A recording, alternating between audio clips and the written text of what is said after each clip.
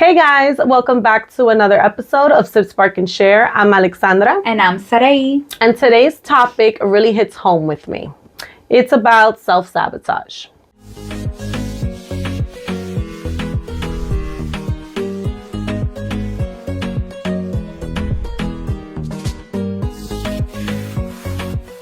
I want to explain self-sabotage first, and then we'll get right into it. Okay. All right. So self-sabotage is the behavior or the thoughts that we have involuntarily and unconsciously that's harmful to our own interests, our own goals, and our own development in life. And they say that sometimes it derives throughout childhood. Okay. Yeah. Do you have any self-sabotaging behavior, and what does it look like? Absolutely, 1000%. I've definitely have caught myself having these self-sabotage behaviors. But I want to point out, which is something very important, and you mentioned it while you were letting us know what self-sabotage is that you are completely unaware of what you're doing. This is not something that you do consciously. However, once you actually learn that you do it, it's like you catch yourself doing it, right? So the one that I am completely guilty of doing is that I was a perfectionist. Yeah. And me being a perfectionist has actually derailed, and it even just stomped my growth for a while because I was so focused on it needs to be perfect or it's not going out there that I stopped myself from doing so many things. Yeah. And here I was thinking the whole time that I just didn't want to do a disservice to whoever was going to look at what I was doing because I felt like it wasn't good enough. But in the reality is that I didn't feel like I was good enough. Therefore, the work that I was creating in my mind was not hitting the standards that I was setting up for myself. Yeah. And my standards were really freaking high.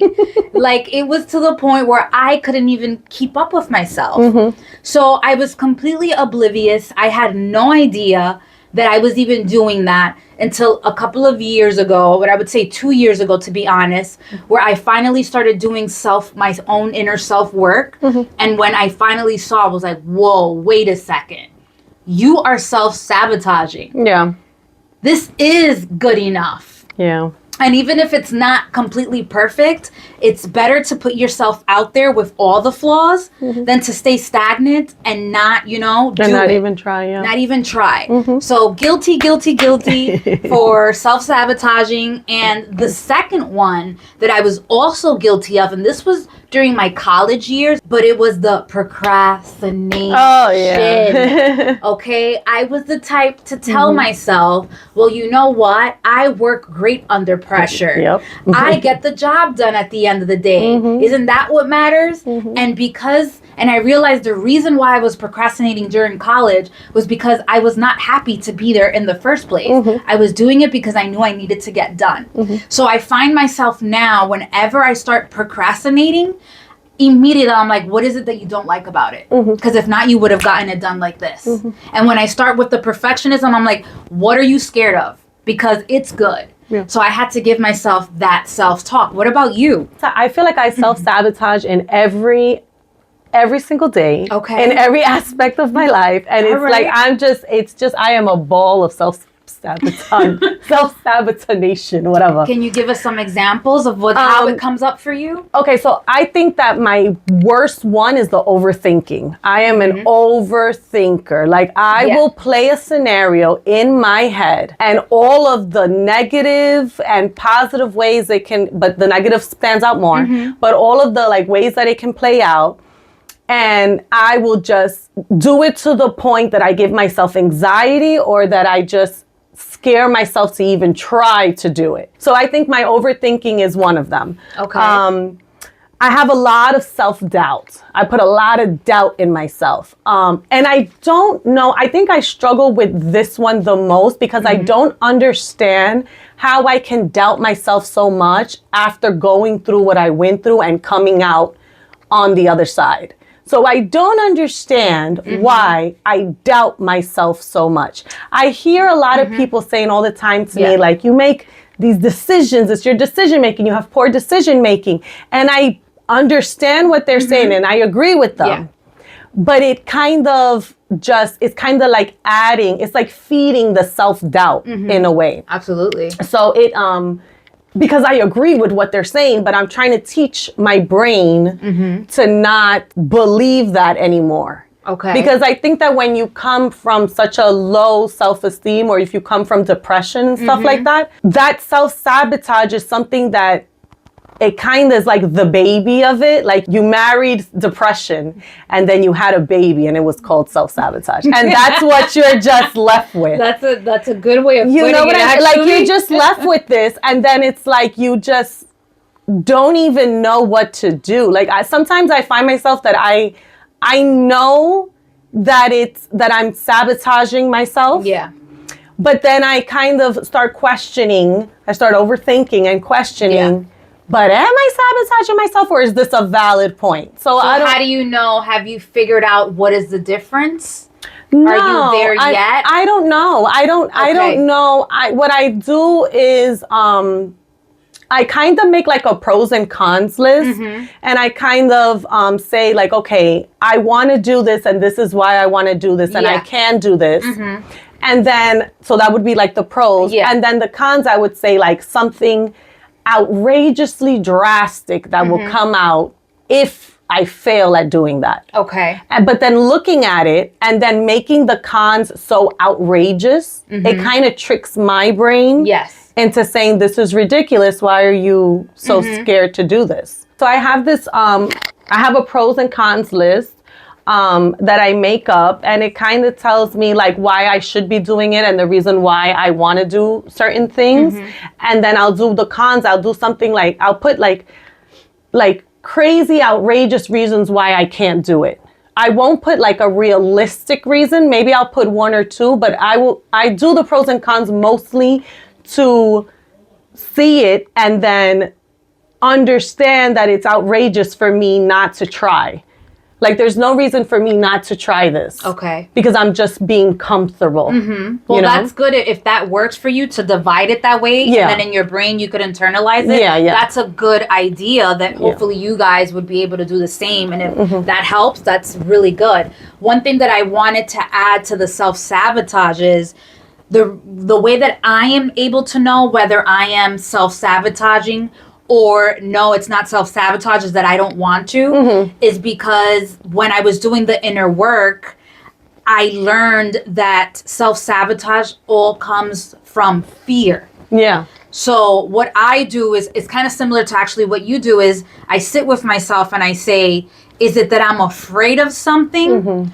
Or is it that I just really, this is something that I don't like? And do I not like it because, again, fear? Or do I not like it because I really just, this is not something that I'm interested in? So you have to do a lot of inner work to really get to know the truth to why you move the way that you move. Yeah, right? I think that's the only way that you can get over the self-sabotage is the inner work. It's to find out the fear that triggers it, right? And sometimes fear shows up in different ways. Yeah. Sometimes it's that you actually might get what you've been wanting, but at the end of the day, it's because of fear. Because now you feel like, well, now I'm out of my comfort zone. I've been asking to, let's just say that I want this job, right? I've been asking for it. Now I get it, but now it's going to bring me out of the comfort zone where I'm in. So now that scares me. So good things can also scare you, but it's all at the end of the day due to fear. I have a lot of self-sabotage, and it comes out like in toxic behavior.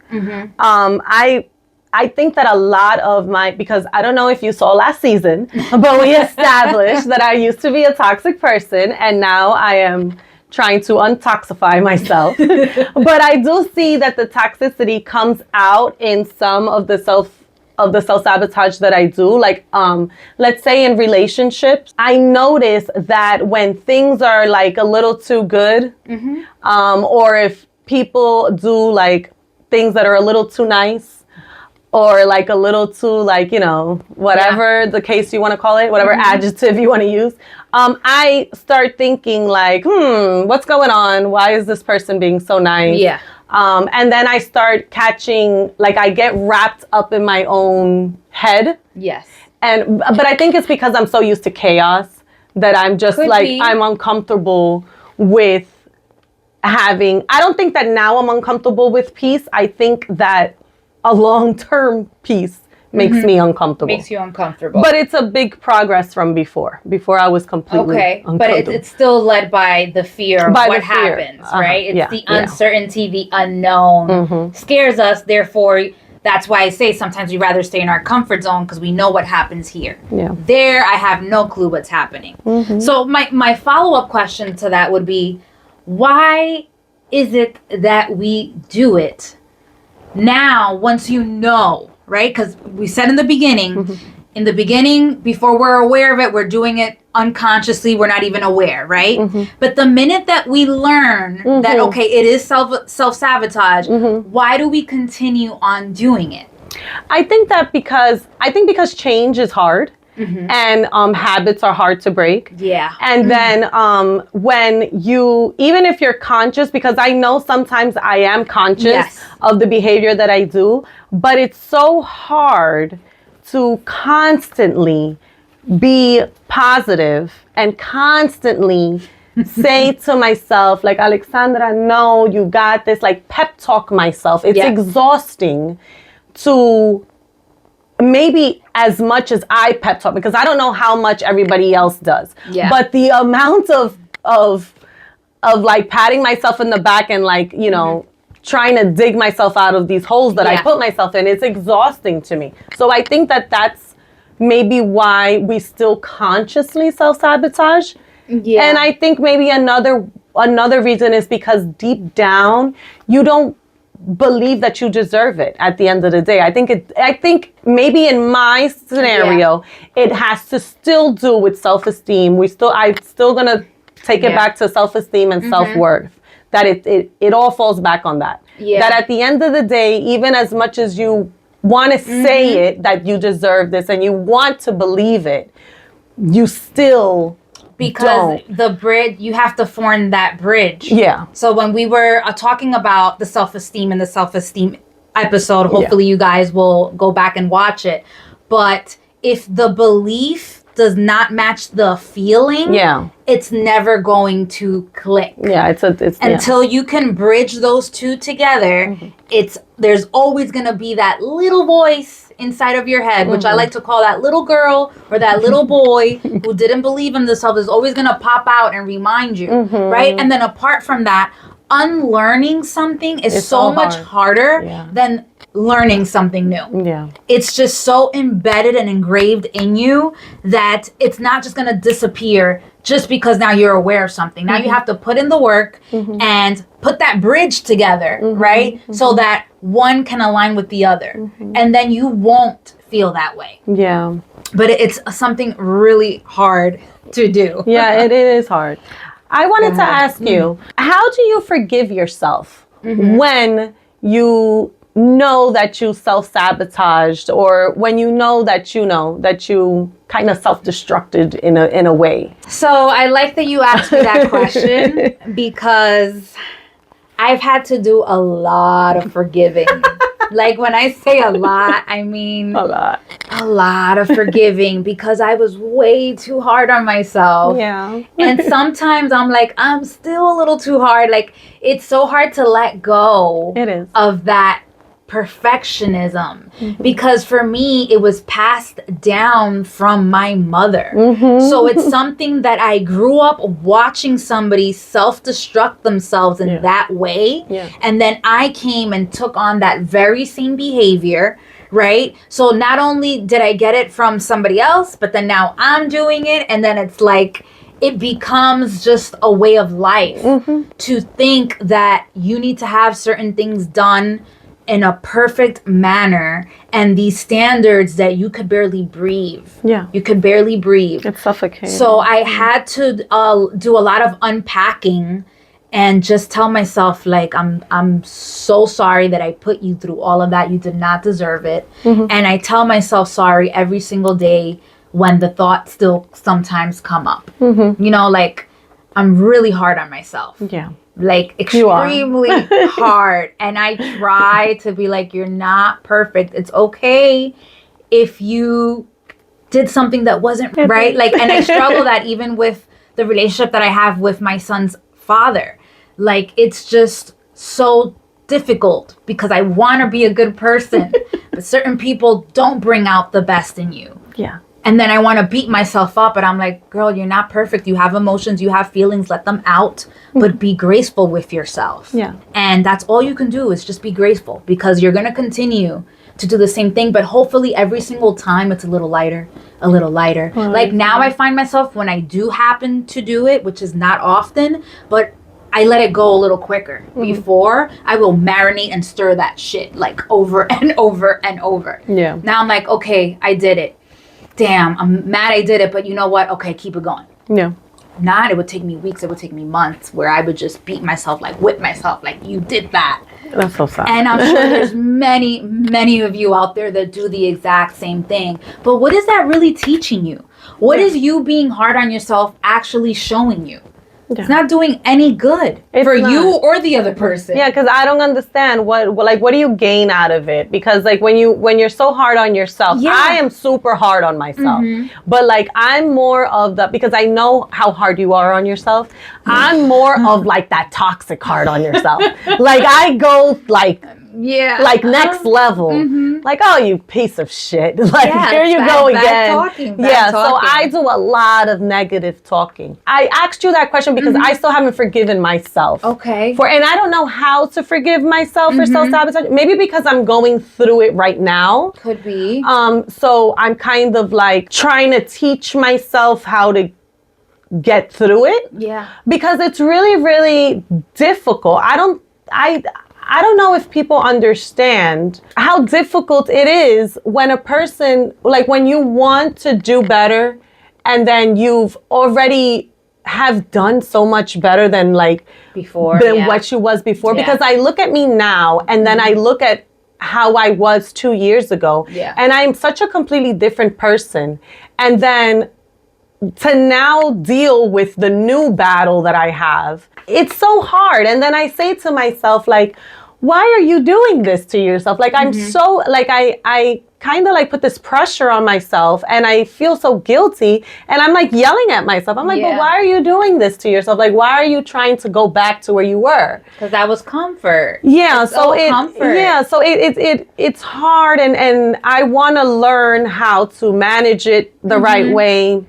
And I want to learn how to like, take on things and not question myself so much on every single move that I make. Yeah. And that's a hard thing when you begin to question every little move. Yeah. Because it's like, I wish I had that certainty where it was like, I said this and it's going to be this. Yeah. That comes with your confidence. Your confidence and sticking through it, which is the hardest part, is sticking through whatever you said you were gonna do or not do. Exactly. That's a huge challenge. Yeah. And that takes time, and you just gotta be, like I said, remember I used the word graceful. Yeah. You gotta have some grace for yourself that you're like, wow, I was here, now I'm here. I'm not where I want to be, but hey, I can look back and be like, I'm above this now. Yeah. And then give yourself that grace that at least I'm here, not there. Yeah.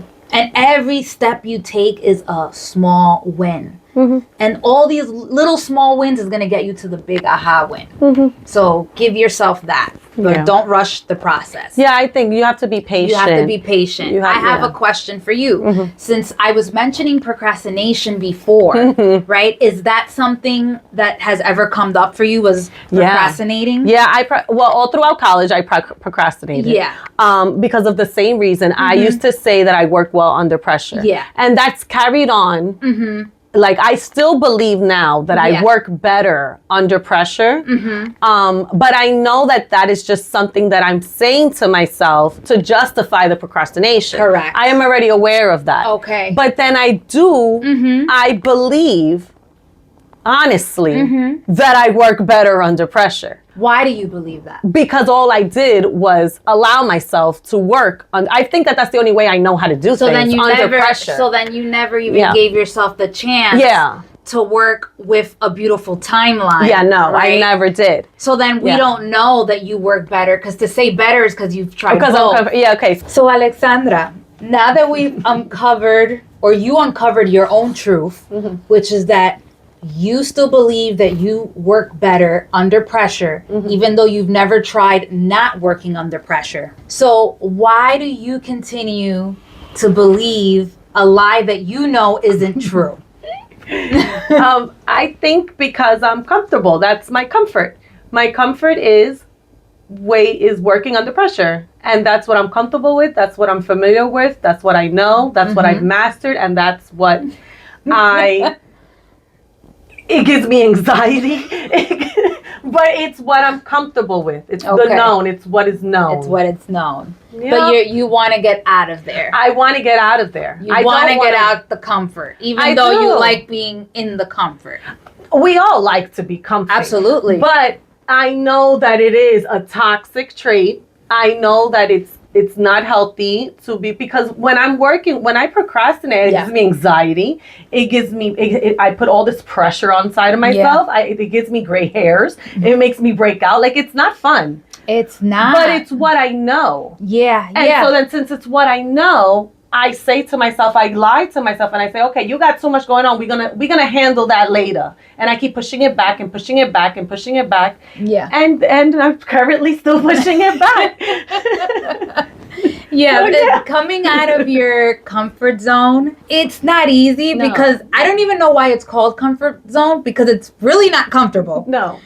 But it is and it isn't, right? It's like one of those gray areas. It's like, yes, I'm suffering. I'm aware that I'm suffering, but I know what suffering feels like and looks like. And I think, due to fear, it is better than being whatever it is going on over there. Like, it's better to be here than over there, where I don't know what it even feels like, what it looks like. Yeah, because you've already, like, the comfort that you already have, like, either if it's pain or whatever it is, you've already mastered it. You've already known how to deal with it. You can already, quote unquote, handle it. So now to change, what if it's worse?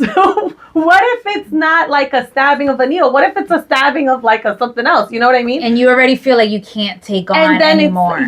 So it's tricky. Yeah, and I think that's where you have to, if you are in that area of like the comfort zone, that's where you have to start talking positive to yourself, that instead of bringing the negative, what if it's worse? But what if it isn't? What if worse is exactly where you're at? And you have to begin having those talks, because that's what starts making you a little bit uncomfortable. And once you're a little bit uncomfortable, it's like enough to get you to start thinking of other ideas and possibilities. Yeah. So, I agree. Yeah. Now, what are ways that the procrastination voice, which is what I like to call it, how does that show up for you? How does it sound like? What does it tell you? When you're in procrastination mode, it's like, okay, you know you have a task that needs to get done, but immediately, what's the first thing that comes to your mind? How does it talk to you? I don't do it right now. You can't handle it. Like, oh, it's too stressful. I'm overwhelmed. Yeah. I'm overwhelmed. That's my favorite word. I'm overwhelmed. These are some ways I wrote down of how it has shown up, not only for myself, but also other people that I know that are going through the same situation. So the first one is the false confidence. I always get it done, don't I? That is true. Right? You hear that with so much confidence, right? Like, you know, I get that job done. Like, it's going to get done. It's going to get done. And it's going to get done well. And you won't be disappointed, right? So that's one. The other one is I thrive under pressure. That's when I work the best. It is. Right? Check. Then another one is the creativity excuse. Oh. I'm more creative when I have deadlines that are so close. Oh. My creativity just starts flowing when, you know, I'm right at the mark, right? Then another one that I have here is I need pressure to focus. Like, when I have pressure, that's when I laser in and I'm going to get that thing done. Without it, I can't even think. That is true. That is. And then my favorite, I'm sure you know a lot of people like this, the busy people. I'm just so busy. I don't have time for it. I just have so much going on, right? I'll do it tomorrow. But mind you, you see this person and you're like, they're busy doing what? On Instagram. Yeah, scrolling, doing a million things that aren't as of high importance, but they choose to make the important ones last priority. Yeah. So if any one of these sound familiar to you, you're under the procrastination spell, as I like to call it. Yeah. And it's very easy to stay trapped there because it's comfortable and it's something you know. Yeah. Right? And that's a form of self-sabotage. Absolutely. And then the other one is, what about comfort zone? How does that one sound like in your... And the reason why I'm saying sound is because it has a voice for everybody. Yeah. What does comfort zone sound like when it talks to you? Comfort zone just sounds like, what if you mess up? Okay. Like, what if you can't do it? What if it gets worse? Yeah. So that sounds like, I'm just not ready yet. I'm just not ready. Yep. I'm happy where I'm at. Oh, yeah. I'll do it later. Yeah. I'm too old. I'm too old. I'm too young. I shouldn't even be trying this. I got kids. If it ain't broke, don't fix it, girl. That's so true. If it ain't broke, don't fix it. And my ultimate favorite is... Which one? I need to be realistic. Yeah. I'm so guilty. So if any one of those you were able to check off, that's what the comfort zone sounds like. Yeah. This one also whispers in your ear that you just can't or don't bother, don't do it because where you're at is the best place to be. Yeah. But we want you to know that's all bullshit. Yeah, it is. Okay? It's all lies. So if you recognize it, if you weren't aware, either way, if you hear any one of those voices popping up in your head, just know that it's not true. And be careful because words become your reality at the end of the day. Yeah. What you tell yourself, it's what you're going to live and it's what you're going to experience. So we have to be careful. What you're going to believe. Yes. You keep repeating the same. Let me tell you something. I did that for years. I kept saying it to myself over and over and over and over again. And I believed it. And then it got so bad. I got deep down in this hole and I could not get out. Yeah. Because I just would keep those negative thoughts and I just kept negatively just speaking to myself. And then when you speak to yourself negative, it's so much easier to allow people to also speak because to you if you believe it, then they just validate what you believe. Yeah. So don't allow that. Don't let people, tear you down, and don't allow yourself to tear you down. Most importantly, they say all the time that your worst enemy sometimes is yourself. Be yourself. And it is. I believe that 1,000%. Yes. So remember, guys, words have power. Be careful what you say and how you say it, because you are your worst enemy and you constantly self-sabotage without even realizing it. And that's why we decided to talk about this today, because if you didn't know, you know now. So go and get whatever help it is that you need. Yeah, absolutely.